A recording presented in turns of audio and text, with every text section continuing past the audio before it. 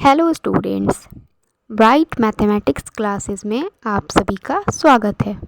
तो ये सीरीज़ है हमारी एनसीईआरटी साइंस क्लास 6 की। तो इसमें हम लोगों ने चैप्टर 1, चैप्टर 2 और चैप्टर 3 कंप्लीट कर लिया है। आज हम लोग पढ़ेंगे चैप्टर 4। तो अगर आप लोगों ने चैप्टर 1, चैप्टर 2 और चैप्टर 3 नहीं पढ़ा है तो काइंडली प्लेलिस्ट को विज़िट करें। चैप्टर 4 है सॉर्टिंग मटेरियल्स इनटू ग्रुप, मतलब बहुत सारी मटेरियल्स हैं, उनको ग्रुप में डिस्ट्रीब्यूट करना है। तो आइए स्टार्ट करते हैं। टॉपिक 4.1 है ऑब्जेक्ट्स अराउंड अस, हमारे आसपास जितने भी ऑब्जेक्ट होते हैं। तो क्या है, we have seen that our food and clothes have so much variety in them. हमने क्या पढ़ा है चैप्टर 1, चैप्टर 2 में कि हमारे फूड जो है उसमें बहुत सारी वैरायटीज़ होती है। और चैप्टर 3 में हमने क्या पढ़ा कि हमारे क्लॉथ्स में भी बहुत सारी वैरायटीज़ होती है। Not just food and clothes, there is such a vast varieties of object everywhere. सिर्फ फूड और क्लॉथ्स ही नहीं बल्कि बहुत सारे ऑब्जेक्ट्स होते हैं जिनमें वैरायटी होती है। We see around us a chair, a bullock cart, a cycle, cooking utensils, books, clothes, toys, water, stones and many other objects. हम लोग अपने आसपास क्या देखते हैं? देखिए, अगर हम लोग क्लासरूम में हैं तो हम क्या देखेंगे? हमारा ब्लैक बोर्ड है ना, या white board, marker, chalk, bench, desk. और अगर घर में है तो क्या देखेंगे? Chair, cooking utensils, books, clothes, toys, है ना, स्टोन्स। रोड पे अगर आप होंगे तो देखिएगा स्टोन्स, और बुलॉक कार्ट यानी बैलगाड़ी। तो ये सारी चीज़ें हमारे आसपास रहती हैं। All these objects have different shapes, colours and uses. इन सारी चीज़ों के डिफरेंट शेप्स होते हैं और कलर भी डिफरेंट होते हैं और यूजेस भी डिफरेंट होते हैं। ये सारी चीज़ें आपको फिगर 4.1 में दी गई हैं, तो देख लीजिए। Look around and identify object that are round in shape. अब ये फिगर 4.1 में जो ऑब्जेक्ट हैं उन्हें ध्यान से देखिए और देखिए कि शेप में राउंड कौन कौन से ऑब्जेक्ट हैं। आवर लिस्ट में इंक्लूड अ रबर बॉल, एक रबर बॉल भी है, वो राउंड है। ए फुटबॉल, एक फुटबॉल है। एंड अ ग्लास मार्बल, और ग्लास का मार्बल यानी कंचा है, ठीक है।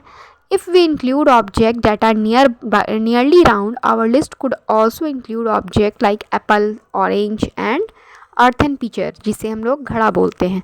अगर हम लोग कहेंगे कि लगभग राउंड होना चाहिए, एग्जैक्ट राउंड नहीं, लगभग राउंड कोई चीज़ हो, तो उसे अगर ग्रुप करना हो तो हम लोग क्या करेंगे? एप्पल होगा, ऑरेंज होगा, है ना, ये सब अप्रॉक्स राउंड होता है, एग्जैक्ट राउंड नहीं होता है। और अर्थिन पिचर यानी घड़ा, जिसे हम लोग मटका भी कहते हैं। Suppose we we are looking for object that are edible.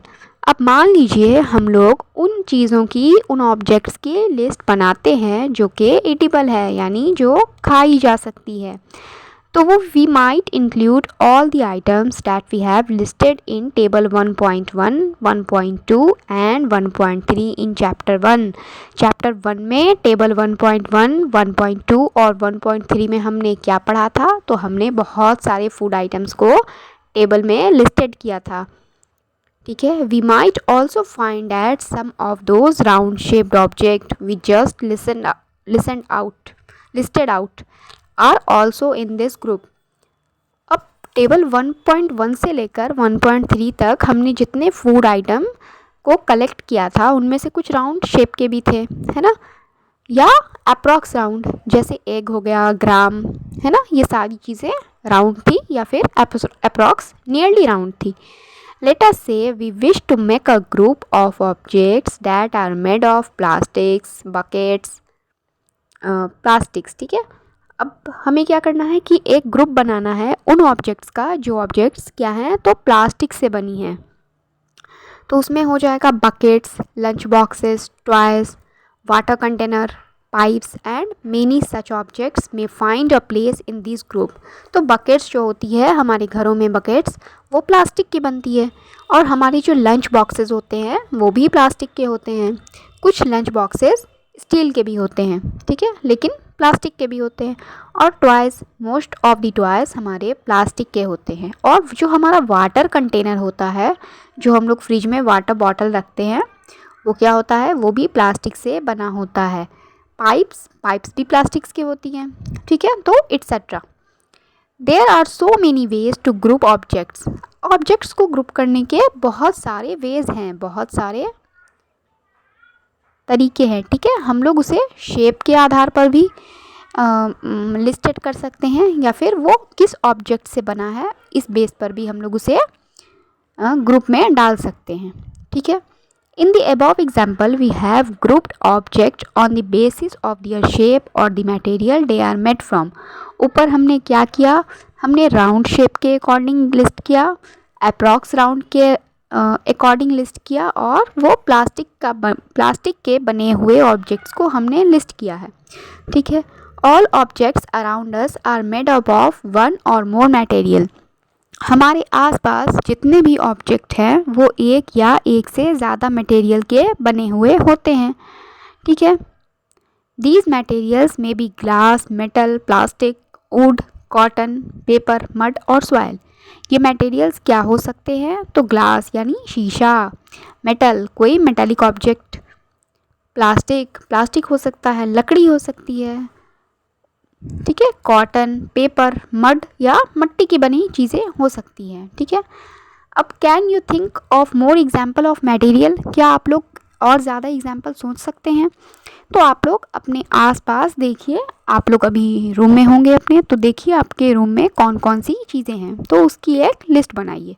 आइए आगे बढ़ते हैं और एक्टिविटी 1 करते हैं।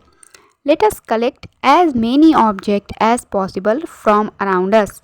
अपने आसपास से जितना पॉसिबल हो सके चीज़ें कलेक्ट कीजिए। Each of us could get some everyday object from home and we could also collect some objects from the classroom or from outside the school। हम सबके घरों में बहुत सारी चीज़ें होती हैं, बहुत सारे ऑब्जेक्ट्स होते हैं जो डेली यूज़ के होते हैं, और हमारे क्लासरूम में, हमारे स्कूल में भी बहुत सारी चीज़ें होती हैं, ठीक है। What will we have in our collection. अब जो हमने कलेक्ट कर लिया तो देखते हैं हमने क्या क्या कलेक्ट किया है। तो स्टूडेंट्स, हो सकता है कि आप लोग जब कलेक्ट कीजिए तो चीज़ें डिफरेंट आए, ठीक है, क्योंकि आप लोग अलग अलग जगह पर रहते हैं। तो ये जो बुक में कलेक्ट करके दिखाया गया है, हम लोग फ़िलहाल उसको डिस्कस करते हैं। चॉक है, पेंसिल है, notebook, rubber, duster, hammer, nail, soap, spoke of wheel, bat, match box, salt, potato, ठीक है। ये सारी चीज़ें हमने कलेक्ट की। अब आइए नेक्स्ट पेज पर चलते हैं। We can also list objects that we can think of but cannot bring to the classroom. For example, wall, trees, doors, tractor, roads. हम लोग क्या कर सकते हैं, अपनी लिस्ट में कुछ ऐसी चीज़ों के नाम भी लिख सकते हैं जो हम लोग सोच तो सकते हैं लेकिन अपने क्लासरूम में नहीं ला सकते हैं। जैसे वॉल, कहीं पर कोई दीवार है तो उसे हम लोग क्लासरूम में नहीं ला सकते हैं। फिर हो गए ट्रीज़ हम लोग सोच तो सकते हैं और ट्रीज़ ऑब्जेक्ट भी हैं, लेकिन ट्रीज़ को हम लोग क्लासरूम में नहीं ला सकते हैं। फिर वैसे ही डोर, ट्रैक्टर, रोड, ठीक है। आगे बढ़ते हैं। Separate all objects from these collection that are made from paper or wood. अब ये जो सारी चीज़ें, सारे ऑब्जेक्ट्स हमने कलेक्ट किए हैं, इन्हें अब सेपरेट करना है, ग्रुप में सेपरेट करना है। किस बेस पर, तो वो चीज़ें, वो ऑब्जेक्ट्स पेपर के बने हैं या फिर वुड के बने हैं। This way we have divided all objects into 2 group. One group has the object that are made from paper or wood while the other group has the object that are not made of these material। तो हमने क्या करना है कि हमने 2 groups बनाने हैं। पहले ग्रुप में उन चीज़ों को रखना है जो या तो पेपर की बनी हो या फिर वुड की बनी हो, और दूसरे कॉलम में हमें उन ऑब्जेक्ट्स को रखना है जो ना तो पेपर से बने हैं ना ही वुड से बने हैं। Similarly, we could separate the things that are used for preparing food। अब वैसे ही हम लोग एक और कॉलम भी बना सकते हैं उन सारी ऑब्जेक्ट्स के जिनके हेल्प से हम लोग फूड प्रिपेयर करते हैं। Let us be a little more systematic. List all the objects collected in table 4.1। अब ये सारी चीज़ें जो कलेक्ट हुई हैं इनको टेबल 4.1 में हमें लिखना है। Try to identify the material that each one is made up of. और सारे मटेरियल के नाम लिखने के बाद हमें ये भी लिखना है कि वो सारे मटेरियल्स किन ऑब्जेक्ट्स के बने हैं। It would be fun to make this a large table, collecting information about as many objects as possible. ये करने में आपको बहुत ही मज़ा आएगा क्योंकि आपको पता भी होना चाहिए कि कौन सी ऑब्जेक्ट कौन सी मटेरियल की बनी होती है, तो आपकी नॉलेज भी बढ़ेगी। It may seem difficult to find out the material out of which some of these objects are made. In such cases, discuss with your friends, teacher and parents to identify the material. अब देखिए students, आपको अपने आसपास जितनी चीज़ें मिली हैं वो तो आपको टेबल 4.1 में लिख देनी है, ठीक है। और अगर आपको पता होगा कि वो सारी ऑब्जेक्ट्स किन मटेरियल्स से मिलकर बना है तो आप लिख दीजिएगा, और अगर नहीं पता होगा तो अपने फ्रेंड्स, अपने टीचर्स और पेरेंट्स से डिस्कस करके टेबल को फिल कीजिएगा, ठीक है। तो देखते हैं टेबल 4.1 में क्या दिया है। प्लेट मीन्स थाली जिसमें हम लोग भोजन करते हैं, ठीक है। तो ये या तो स्टील की बनी होती है या फिर ग्लास की बनी होती है, प्लास्टिक्स की भी होती है, ठीक है। सेकंड है पेन। तो पेन जो है वो प्लास्टिक का बना होता है या फिर किसी भी मेटल का बना होता है ना। अब आइए एक्टिविटी 2 परफॉर्म करते हैं। Table 4.2 listed some common materials. Table 4.2 में क्या है, कुछ कॉमन मटेरियल्स लिखे गए हैं। You can also add more materials in column 1। Column 1 में हमें क्या करना है कि हम लोग अपनी मर्ज़ी से और भी मटेरियल्स ऐड कर सकते हैं। Now try and think of everyday object you know that are made mainly of these materials and listed them in column 2।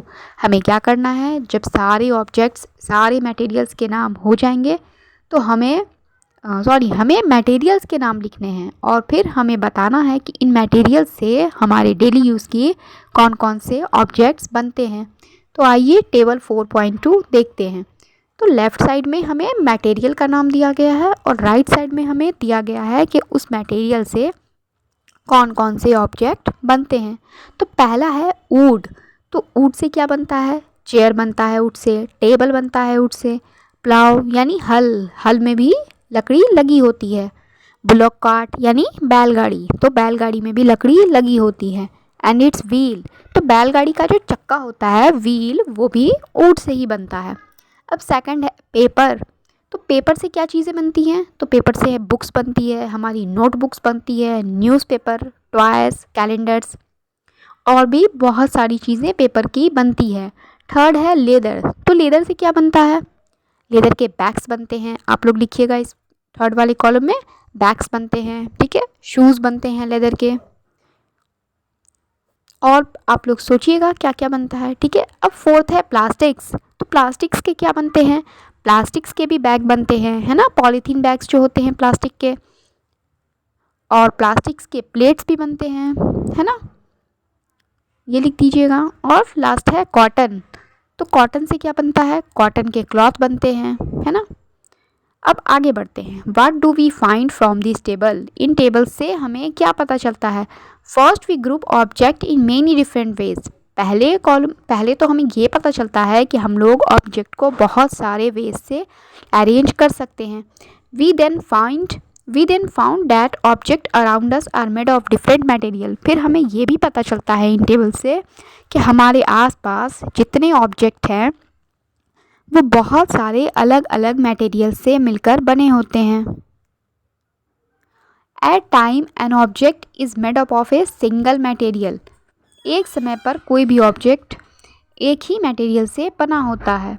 An object could also be made of many materials. लेकिन कुछ object एक से ज़्यादा material के भी बने होते हैं। And then again one material could be used for making many different object. और एक ऑब्जेक्ट को या एक से ज़्यादा ऑब्जेक्ट बनाने के लिए एक मटेरियल का यूज़ किया जाता है। What decides which material should be used for making any given object। किसी भी ऑब्जेक्ट को बनाने के लिए कौन सा मटेरियल यूज़ किया जाएगा ये हम लोग कैसे डिसाइड करते हैं। तो it seems that we need to know more about different materials. ये जानने के लिए हमें ये पता करना होगा कि मटेरियल्स की प्रॉपर्टीज़ क्या क्या होती है। तो आइए देखते हैं टॉपिक 4.2 में प्रॉपर्टीज़ ऑफ मटेरियल्स।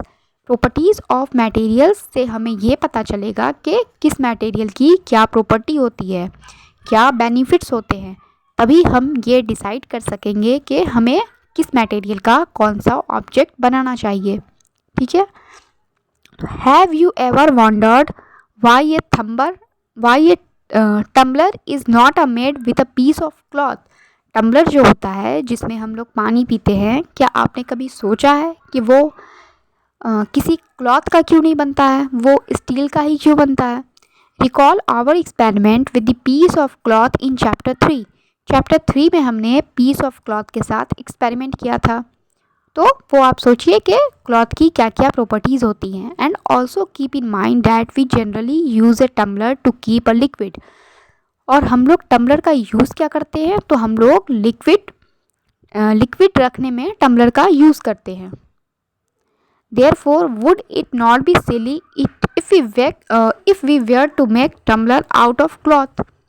तो अगर हम लोग टम्बलर क्लॉथ का बनाएंगे तो क्या हो जाएगा, हम लोग उसमें पानी डालेंगे और पानी गिर जाएगा, कोई फ़ायदा नहीं होगा। देखिए टेबल 4.2 में एक स्टूडेंट कपड़े के टम्बलर में पानी डाल रही है, लेकिन पानी क्या हो रहा है, वेस्ट हो जा रहा है। What we need for a tumbler is glass, plastic, metal or such other material that will hold water. तो टम्बलर बनाने के लिए हमें क्या करना होगा, हमें ऐसे मटेरियल सिलेक्ट करने होंगे जो वाटर को होल्ड कर सके, जैसे ग्लास, प्लास्टिक, मेटल और दूसरे मटेरियल्स जो भी पानी को होल्ड कर सकते हैं। Similarly it would not be wise to use paper like material for cooking vessel. और खाना बनाने का जो बर्तन होता है, कुकिंग वेसल्स, कुकिंग यूटेंसिल्स, वो हम पेपर का नहीं यूज़ कर सकते हैं। पेपर का यूज़ करेंगे तो क्या होगा, वो जल जाएगा, है ना। तो हम लोग क्या करते हैं, स्टील का यूज़ करते हैं। तो हम लोग ऐसा इसलिए करते हैं, हम लोग कोई भी ऑब्जेक्ट किसी भी मटेरियल से बनाने से पहले ये सोचते हैं कि उस ऑब्जेक्ट का यूज़ क्या है। ऑब्जेक्ट का जो भी यूज़ होता है उसी के अकॉर्डिंग हम लोग मटेरियल सिलेक्ट करते हैं और ऑब्जेक्ट बनाते हैं। We see then that we choose a material to make an object depending on its properties. तो हमने इससे क्या सीखा कि हम लोग किसी भी मटेरियल को सिलेक्ट करते हैं ऑब्जेक्ट बनाने के लिए, तो पहले पता करते हैं कि उस मटेरियल का क्या प्रॉपर्टीज़ है and the purpose for which the object is to be used. और वो जो ऑब्जेक्ट हम लोग जिस भी यूज़ के लिए बना रहे हैं तो उसका यूज़ क्या है, यूज़ जो भी होगा उसी के अकॉर्डिंग हम लोग मटेरियल सिलेक्ट करते हैं। So what are all the properties of materials that would be important for their usages. Some properties are discussed hair.